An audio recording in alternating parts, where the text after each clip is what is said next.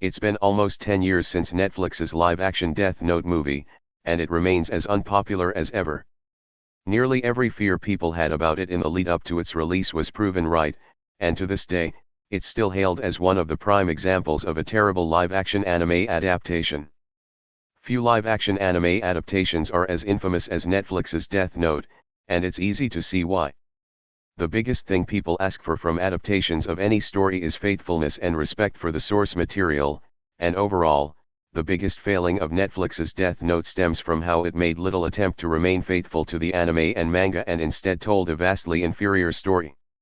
Even after all this time, there's very little reason to give Netflix's Death Note the time of day, and there are a few major reasons as to why that is. 8. Netflix's Death Note makes its main gimmick too simple. The eponymous Death Note loses everything that made it cool. Both the Death Note anime and the live-action movie revolve around the eponymous Death Note, a magic book that can kill anyone whose name is written inside. Originally, what made the Death Note special was that it had a series of intricate rules Light had to follow when using it, something that often forced him to act more creatively than just writing someone's name down. That's not the case for the movie, however, as Netflix's Death Note removes or simplifies most of the Death Note's rules while also changing major ones, such as the rule preventing physically impossible deaths. One of the major draws to Death Note has always been the psychological elements of its plot, whether it's characters playing mind games with each other or coming up with clever solutions to problems. The intellectual aspect of Death Note's writing has always made it stand out, even after so many years. By comparison, the way Netflix's Death Note simplifies how the Death Note works is one of many ways it makes the story feel far less clever than the anime, and because of that, it's far less interesting to watch at every turn. 7.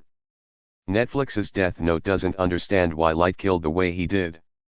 Why Netflix's new take on Light's killing doesn't work. Continuing with how the Death Note was used, in the anime and manga, while a person could choose to have someone die in specific ways, so long as it was physically possible for them to make it happen, Light often opted to have people die by heart attacks, although even those would often have a twist worked into them. By comparison, Netflix's Death Note typically had Light kill people through complicated and gory means, giving the story a presentation that felt reminiscent of Final Destination. Technically speaking, there was nothing stopping Light from making people die violent deaths in the anime and manga, but the reason he mostly killed people with heart attacks was that it let everyone know the deaths were being conducted by the same person, thus allowing the idea of cure to take root in society. By comparison, Netflix's Death Note giving everyone random deaths fails both because of the superfluous gore and for not providing a proper reason to fear Kira, and it comes off as another example of the movie simply trying too hard. 6. Netflix's Death Note makes the anime's bad romance even worse. Why Death Note's main romance is still bad.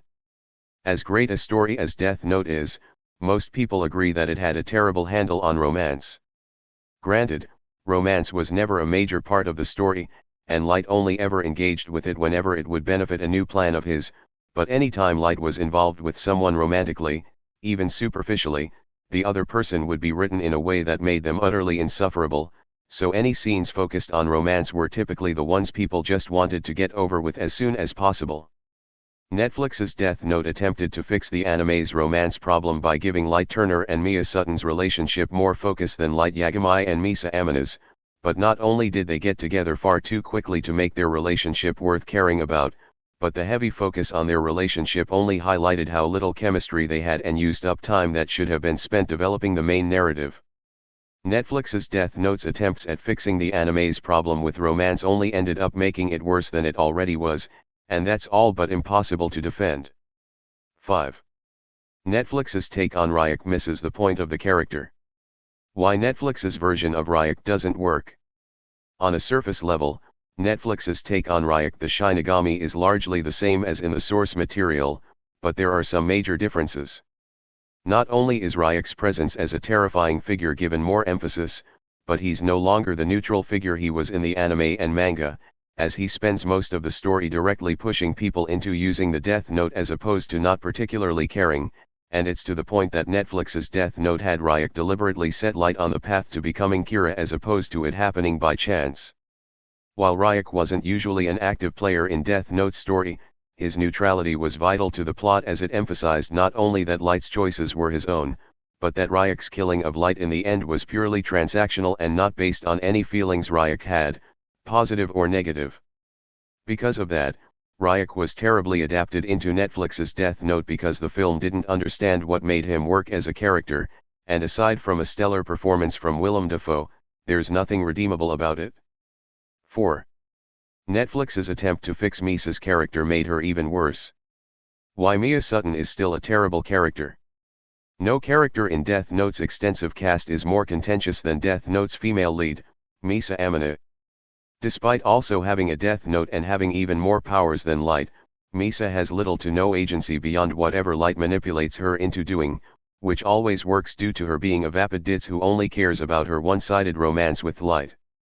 Misa Amane has always been the worst written character in Death Note, and it's to the point that she feels completely at odds with the story as a whole. In an attempt to fix Misa's shortcomings, Netflix's Death Note reworked her into Mia Sutton, a girl with more independence and agency within the story whose romance with Light isn't treated as a joke. On a surface level, the change was a welcome one, but unfortunately, Netflix's Death Note's take on Misa still fails because Mia Sutton is annoyingly antagonistic and constantly escalating things for no reason, and she never gets the proper development to justify it. Misa was no one's favorite character, but she was at least fun to watch, and unfortunately, the same can't be said about Mia.